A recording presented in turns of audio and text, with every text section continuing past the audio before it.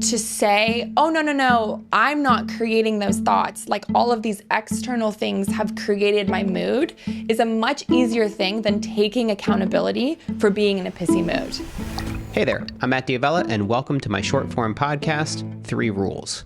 Each episode, I ask a guest to share 3 rules that help them find success and happiness.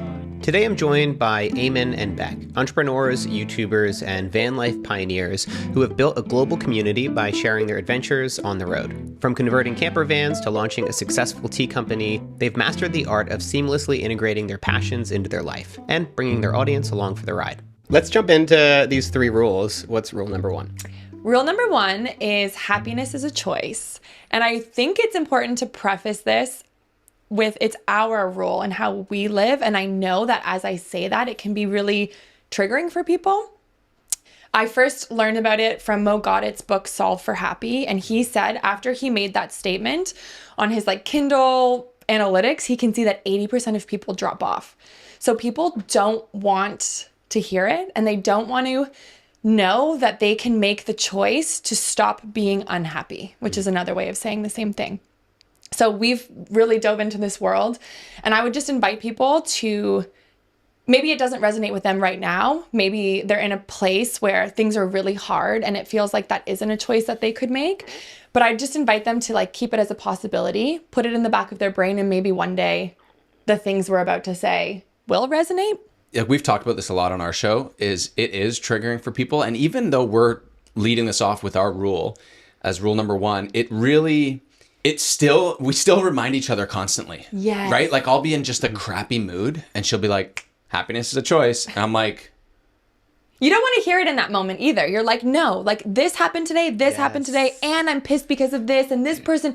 And it's we all have reasons to be unhappy, but in the exact same breath, we have so many reasons to feel grateful and to be happy. And even if in the day, all you can do is feel gratitude for the chair you're sitting on, that's a choice too, I think it's hilarious that this author actually saw that people drop off after he mentions this. Yes. And they don't want to be told something that's so, that it just seems too easy, or maybe it seems dismissive of their feelings. I think it's dismissive. And I also think to say, oh, no, I'm not creating those thoughts. All of these external things have created my mood is a much easier thing than taking accountability for being in a pissy mood.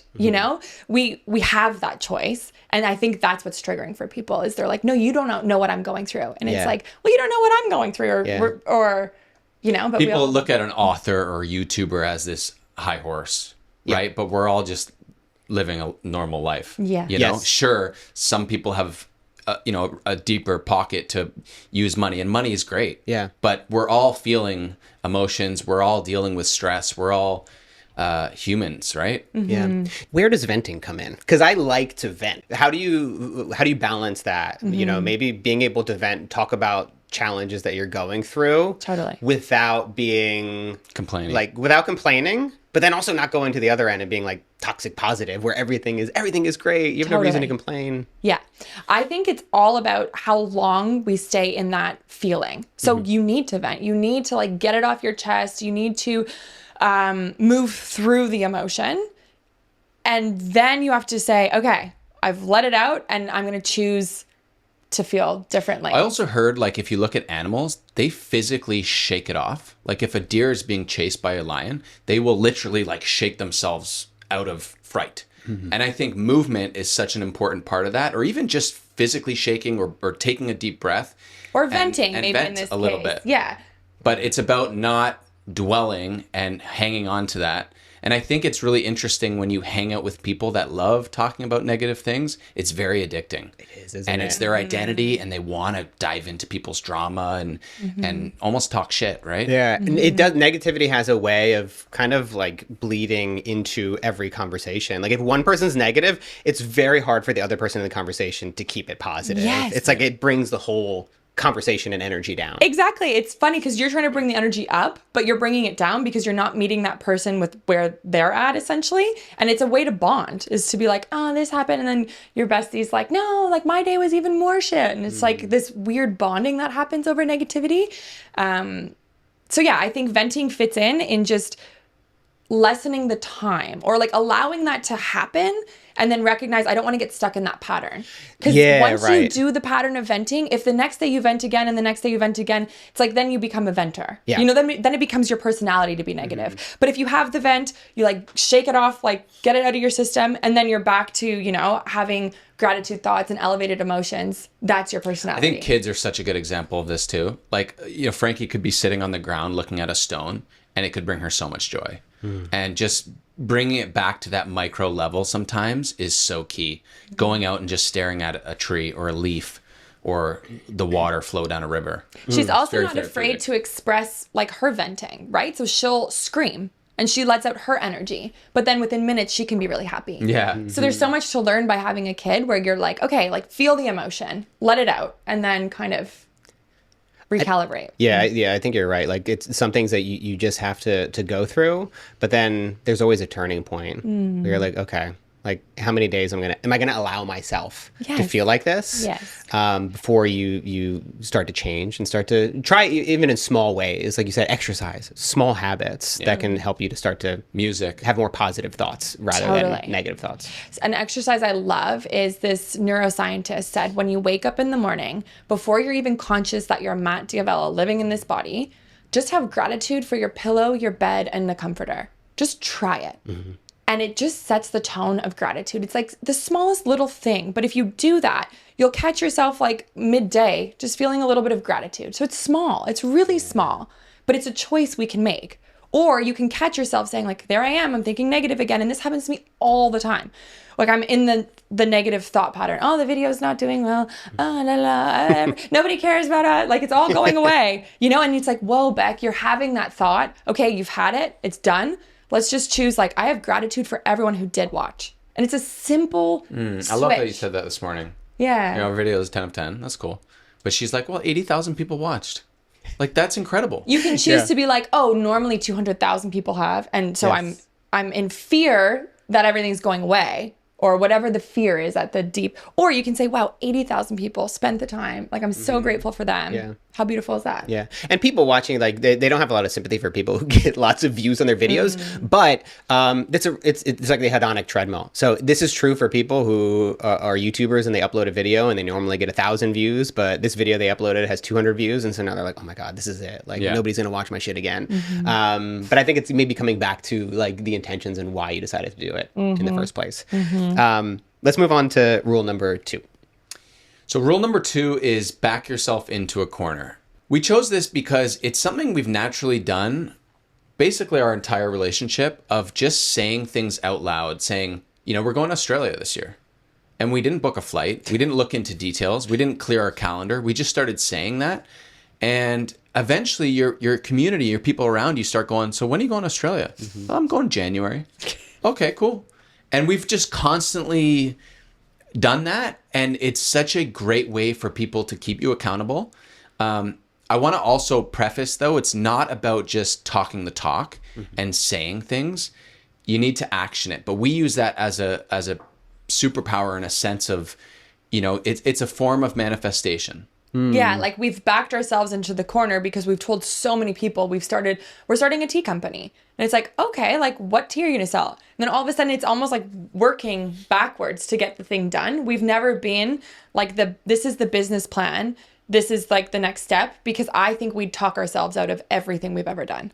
If we saw like the likelihood that a tea company would be successful, there's so many tea companies and do we really need another one? We'd just not do anything, you know? So we work in the opposite way, which I think in a way is a form of manifestation where we embody and know, hey, we're going to go do that thing. How do you know, like 100% this is the direction that I want to head? I think a lot of people struggle with not knowing which thing to start, which interest to pursue. So when you say, oh, we want to come to Australia, or we want to start a tea company, how do you know that is the thing that you should be focusing your energy on when there are maybe 100 other things calling for your attention? It's so interesting because before we started, I said if we were on this show separately, we'd have different roles maybe. One of mine would have been trust the nudge. There's this feeling, people call it intuition or whatever, this naggingness inside that's like, you got to do that thing. Or you just feel it's a feeling, really. It's this nudge that just keeps coming up. And if you don't do the thing, a week later, you're like, I was really thinking I should, it comes back. When the thought or the idea keeps coming back, that's when you've got to trust the nudge and back yourself into the corner. What would you say is maybe the time when it worked out the best, when you backed yourself into a corner and you're like, oh my God, thank God we forced ourselves to do that. Otherwise, we may never have done it. I think our move into the van was like kind of a big one. So we had a tea company that was in Toronto and like selling to cool cafes. And we were like, how are we going to expand this? We have no money.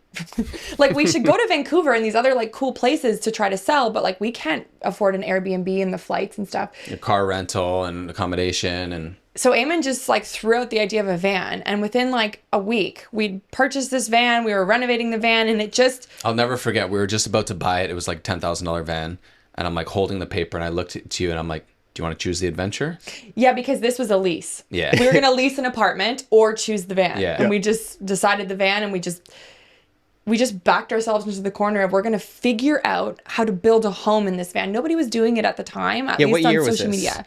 2016. Yeah, like this was like pre-van Nobody life. was doing that. Like, and that's why we used like our little bit of filming skills to film making the van, because we had wished someone could show me, how do you have electrical systems in the van? So we just we wouldn't have had no channel without van life. Like that's what built our brand. Right. Exactly. Yeah. So we just said we were doing it, did it, and then it all worked out. That started this whole journey. Yeah. That's insane. I know. Yeah. Thank all you, van because life. of this. Appreciate it. We're done with van life now, though. Is there anything that you're looking forward to now in terms of like where you're like, oh, maybe we could do this, or like, I mean, are you guys kind of the podcast? Obviously, there's a lot that's new that's going on with your life, being parents. Like, is there anything that you're looking forward to in terms of like, oh, that would be something pretty epic, or are you guys kind of in a place now where you're feeling like just happy with how everything is? I think the pod is so exciting. Yeah. Just like how far can we push this thing? Yeah. You know, like who can we sit across from? Like talk about being inspired by someone. We're so inspired by you. So to be sitting here having this conversation feels bizarre in the coolest way. And it's been happening more and more where I'm just sitting across from someone. I'm like, we're like hanging out with this person, It's so cool. And to learn from these people has just been amazing. So we love the pod. I'm going to be back with the third and final rule in a moment. But first, one of the ways I'm supporting this podcast is through Patreon. By becoming a patron, you get access to the full unedited episodes of the show. I guess that kind of explains why you never see Matt Diavella vlogging in public. Are you joking? I tried vlogging in the airport once, and I just like, I'm trying to talk, like walking through the airport, and then like I walk past somebody and I'm like, fuck this. Like, and that's the last time I ever tried to do it. Like, that would be me. As a patron, you'll also get additional unused footage from my YouTube videos and access to a members only area where you can ask me questions for my Patreon exclusive AMA podcast. And most importantly, you'll feel good knowing that you're supporting a creator you like. And really, what other incentive do you need? Simply go to patreon.com/Matt Diavella to support the show. That's patreon.com/Matt Diavella. There's a link down in the description below. Thanks for considering. Let's move on to rule number 3. Rule number 3 is invest in community. It's almost like investing into a bank account. So the more you invest, it compounds over time. And when you really invest in your relationships, whether it's the relationship with yourself, your partner, or your inner circle, in those moments, especially of hardship, it's been everything for us to have our community just like hold us, And we're really open and we stay curious about meeting new people, expanding our community. I think we have so much to learn from people who especially are different from us. So we're just, I don't know. I just think investing in people is the best use of your time. I'm such an advocate for like meeting your neighbors. I think it's lost, but it's so key having someone you can call and be like, hey, can you let my dog out?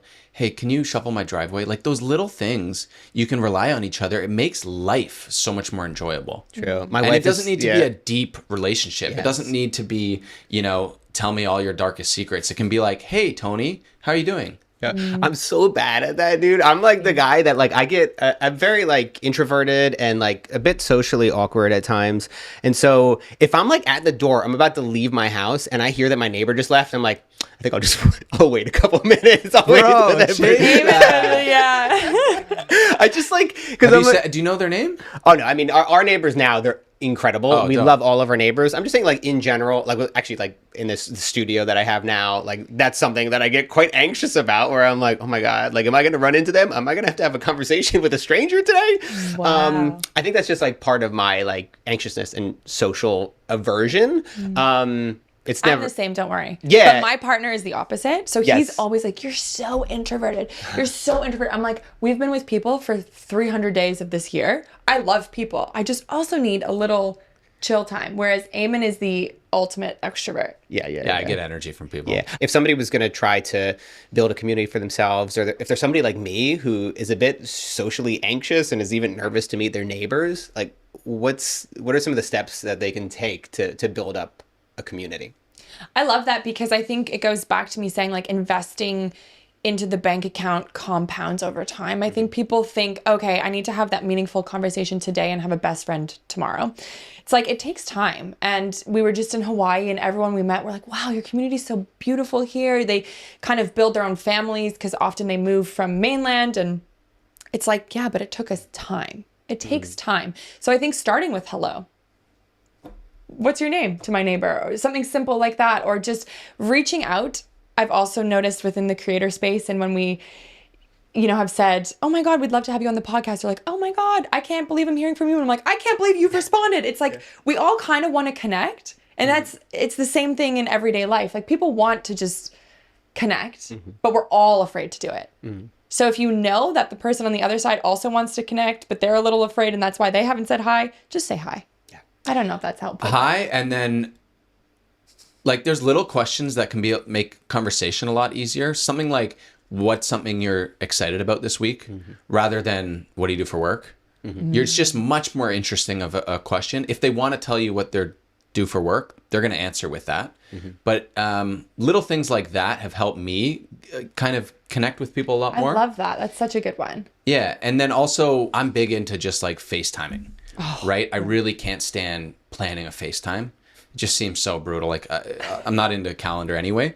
But just calling someone, and Bec's kind of the thought process, like, oh, you'll be interrupting them. What if they're putting their kid down? What if they're having dinner? Like, making up 10,000 things in their head, of thinking of what someone's going to be doing. But I think that's a little bit lost in our society of, like, this text message society. Just call someone. Yeah. And hang up. Don't drag it on for 2 hours. Like, just call them. Hey, dude, how's your day? Great, cool. Yeah, I'm just getting home from work. All right, we'll see you later. Boom. Yeah, like, right. I think it's not a big deal. Don't make it a big deal, right? Like, my brother, he calls, and it's kind of hard to get him off the phone.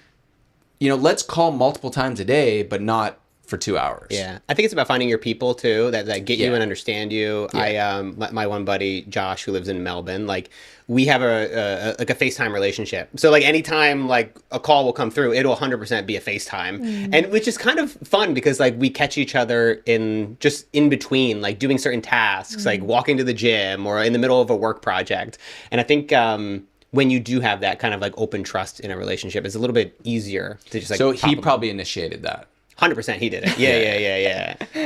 So I guess my advice would be, like, take the step and just FaceTime someone. That's it. Yeah. I think because you can build that relationship. Yeah. Yeah, I love it. Great. So if people want to find out more about your work, where should we send them? Well, my name's Eamon, Eamon. And if you type Eamon and Bec into YouTube, you'll find us. Our podcast is called Reroute.